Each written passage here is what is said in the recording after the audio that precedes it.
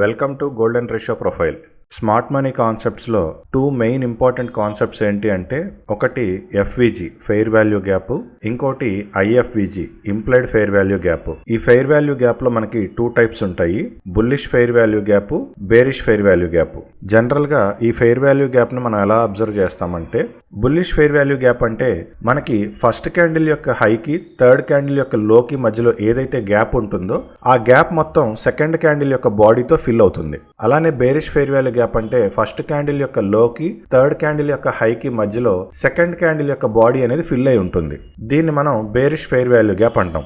Implied fair value gap లో కూడా మనకి రెండు రకాలు ఉంటాయి, ఒకటి బుల్లిష్ ఐఎఫ్విజి, ఇంకోటి bearish IFVG. Implied fair value gap లో మెయిన్ కాన్సెప్ట్ ఏంటి అంటే, ఫస్ట్ క్యాండిల్ కి థర్డ్ క్యాండిల్ కి మధ్యలో ఎటువంటి గ్యాప్ ఉండదు, కానీ ఫస్ట్ క్యాండిల్ యొక్క విక్ కి థర్డ్ క్యాండిల్ యొక్క విక్ కి మధ్యలో సెకండ్ క్యాండిల్ యొక్క బాడీ అనేది ఫిల్ అయి ఉంటుంది. సో దీన్ని ఇంప్లైడ్ ఫెయిర్ వాల్యూ గ్యాప్ అంటారు. అలానే బేరిష్ ఫెయిర్ వాల్యూ గ్యాప్ లో కూడా ఫస్ట్ క్యాండిల్ యొక్క విక్ కి థర్డ్ క్యాండిల్ యొక్క విక్ కి మధ్యలో సెకండ్ క్యాండిల్ యొక్క బాడీ అనేది ఫిల్ అయి ఉంటుంది. దీన్ని మనం bearish implied fair value gap అంటారు. గోల్డెన్ రేషియో ప్రొఫైల్ ఇండికేటర్ లో మనకి fair value gap, implied fair value gap రెండు ఆప్షన్స్ ఉంటాయి.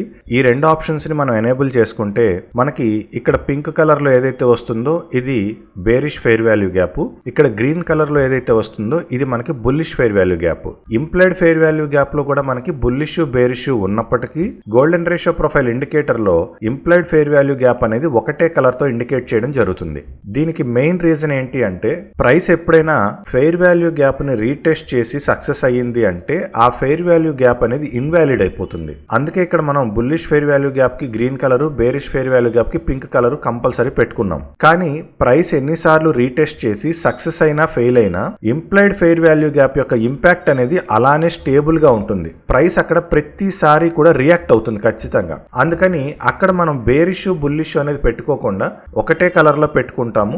ఆ ఇంప్లైడ్ ఫెయిర్ వాల్యూ గ్యాప్ నుంచి పైకి వెళ్తే బయింగ్ సైడ్ ఆలోచిస్తాము, ఇంప్లైడ్ ఫెయిర్ వాల్యూ గ్యాప్ నుంచి కిందకి వెళ్తే సెల్లింగ్ సైడ్ అనేది ఆలోచిస్తాము. జనరల్ గా మనం గోల్డెన్ రేషియో ప్రొఫైల్ లో చార్ట్ ని ఎప్పుడు కూడా 1 minute టైం ఫ్రేమ్ లోనే మెయింటైన్ చేస్తాం కాబట్టి ఎఫ్విజి యొక్క టైం ఫ్రేమ్ అని మాత్రం మనం 3 minutes లో పెడితే ఆ ఎఫ్విజి అనేది చాలా స్ట్రాంగ్ గా వర్క్ అవుతుంది.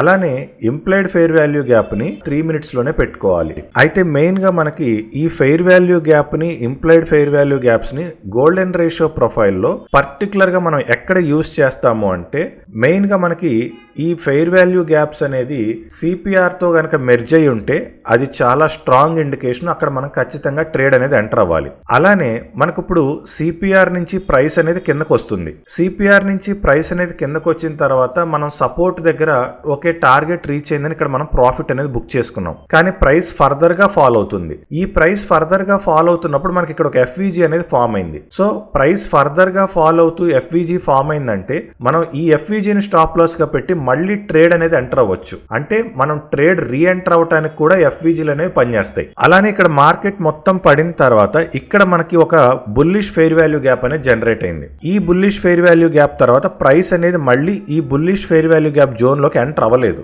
సో అందుకే మీకు ప్రైస్ అనేది పైకే సస్టైన్ అవుతూ ఉంది. సో ఇట్లా మార్కెట్ ఎక్కడ రివర్సల్ అవుతుంది అని తెలుసుకోవడానికి కూడా మనకి ఫెయిర్ వాల్యూ గ్యాప్స్ అనేది ఉపయోగపడతాయి. సో మనం ఫెయిర్ వాల్యూ గ్యాప్ ను యూజ్ చేసి ట్రేడ్ ఎంటర్ అవ్వాలన్నా, ఇంప్లైడ్ ఫెయిర్ వాల్యూ గ్యాప్ ని యూజ్ చేసి ట్రేడ్ ఎంటర్ అవ్వాలన్నా మనం ఖచ్చితంగా ట్రెండ్ ను మాత్రం ఫాలో అవ్వాలి.